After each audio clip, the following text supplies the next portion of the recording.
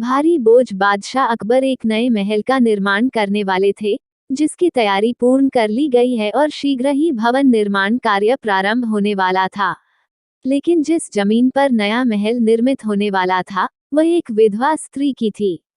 उसे वह जमीन छोड़ने विवश किया जा रहा था, लेकिन पूर्वजों की जमीन होने के कारण वह उस जमीन को छोड़ना नहीं चाहती थी। उसने बहुत मिन्नतें की, लेकिन उसकी कोई सुनवाई नहीं हुई। अतः वह बीरबल के पास गई और उसे सारी बात बताकर मदद की गुहार लगाई।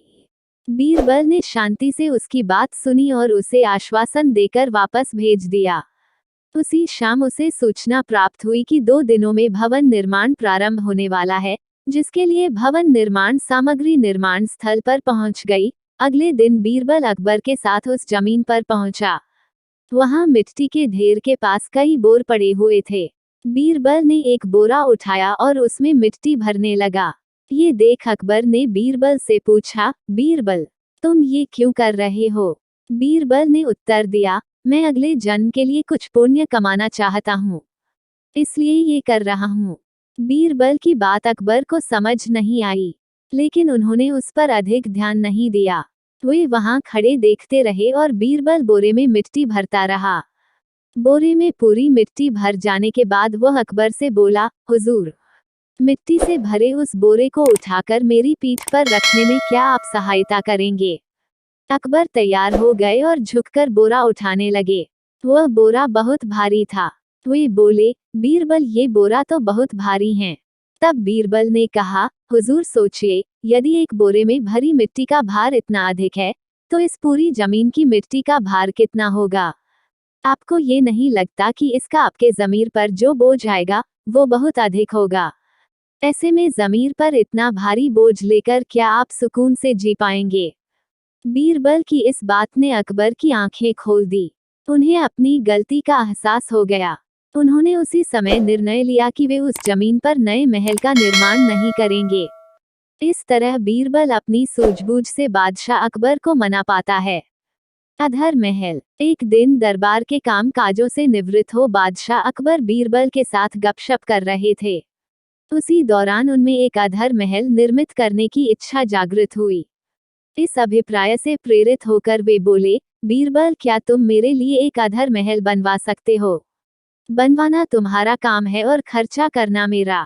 बीरबल ने सोच विचार कर उत्तर दिया, जहां पनाह, थोड़ा ठहर कर महल बनवाने का कार्य आरंभ करूंगा।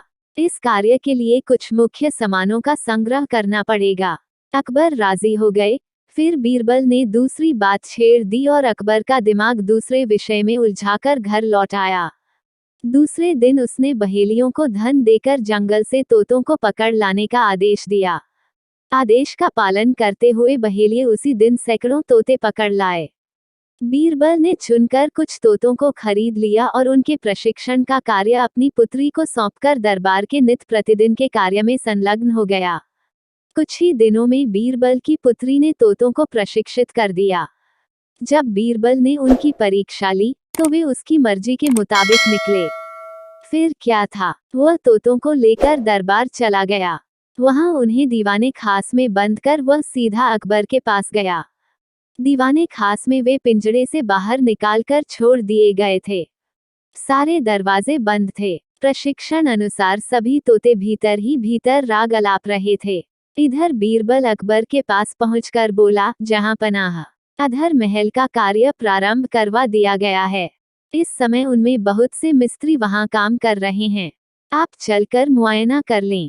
अकबर महल का मुआयना करने बीरबल के साथ हो लिए। बीरबल ने दीवाने खास के पास पहुंचकर उसका दरवाजा खुलवा दिया। दरवाजा खुलते ही तोते उड़ते हुए बोलने लगे, ईंट लाओ, चूना लाओ, दरवाजा लाओ, चौखट तैयार करो, दीवार बनाओ। तोतों ने खूब शोर मचाया। बीरबल अकबर से बोला, जहां पनाह, अधर महल तैयार हो रहा है। उसमें मिस्त्री और बढ़ई लोग लगे हुए हैं। समस्त सामग्री एकत्रित हो जाने पर महल का निर्माण हो जाएगा। बीरबल की बुद्धिमानी देख अकबर खुश हो गए और उसे पुरस्कृत किया।